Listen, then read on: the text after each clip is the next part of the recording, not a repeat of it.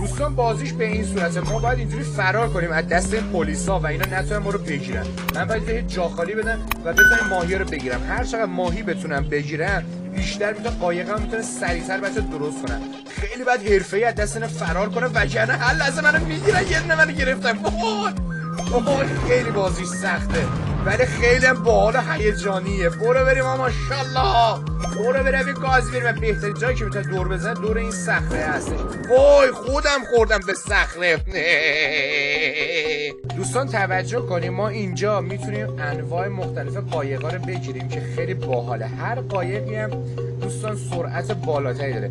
مثلا اگه 1000 تا بتونم دوستان ماهی جمع کنم میتونم این قایق خوشگل رو بگیرمش که خیلی سرعتم بالا میره. حالا بریم یه دستی بازی کنیم تا بتونیم بیایم این قایقا رو به دست بیاریم. نگاه کنید آخرین قایقی که میتونیم به دست بیاریم و سرعت فوق العاده زیادی داره این قایق 2200 تا از این ماهیا میخوادش که دیگه سرعتش خیلی بالا هستش. دوستان نگاه کنید کلی بچه ها از این ماهیا جمع کردیم و میتونیم برای قایقمون حتی تفنگ و اینجور چیزا هم قرار بدیم. اگه توجه کنی من الان میخوام یه تفنگ خیلی مشتی قرار بدم. میخوام اینو قرارش بدم که خیلی هم باحال هستش.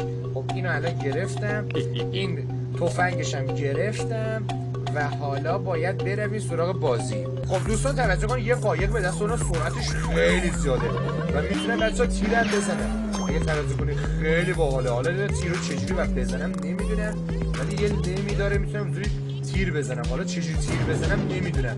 واه بسا چه حالی میده. حالا بعد دست رو فرمون. یا خدا بسا چه لایی میکشم.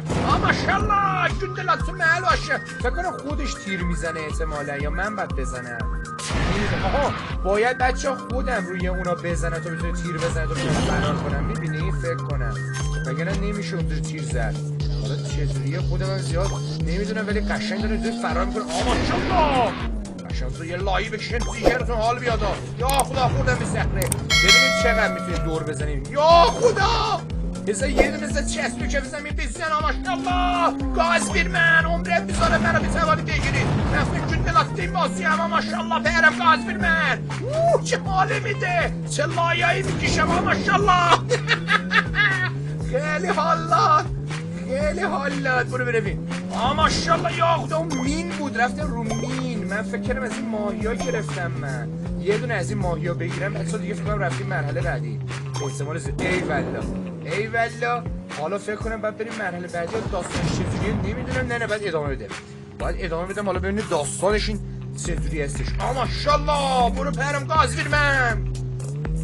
هیچ کسی نمیتونه بالا منو بگیره. وقتی گندلات منم برو بدیم بابا خوشگله. بهم یه لایه میکشم اینجوری حال کنی ها. ماشاءالله بهترین لایه که میتونی بکشی اینه که بچه وارد نزدیک صخره ها بشی. از این صخره ها میتونی به لایه بکشی. فکر اینجا جنگ شروع شده. آیتم جنگی برامون زدش و کلی هم داریم از این ماهی ها به دست میاریم. برو ماشاءالله گاز میریم من برام. چه حال میده. برو برویم. ماشاءالله یه دور اینجا بزنم. آهان یا خدا نیم سوز شدم. نزدیک بود به چسب کف زمین. خیلی جونم کمه و بتونم 3 تا جون به دست بیارم. اینجوری نمیشه. بزنم اینجا مستقیم. یه دونه جون اینجا دیدم. یه جون اینجا بگیرم. ای والله بچه یه دونه جون گرفتم. قیافه ماینکرافت چقدر خنده داره. ماشاءالله لایی بکش تو. این آسم لایی بکش.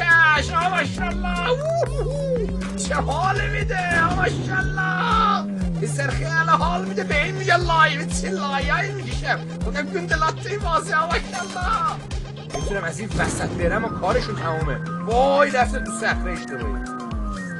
3 تا جون بیشتر ندارم. 3 تا جون بیشتر ندارم. نمیدونم میتونم ردشون کنم یا نه. برو پرم گاز بیر من. ماشاءالله یه دونه جون گرفتم. خیلی خوب شد. وای یه جون گرفتم صاف رفتم تو صخره.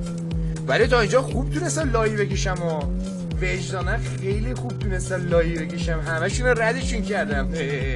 ماشاءالله خیلی حال میده. یه لایی دیگه اینجا بکشم.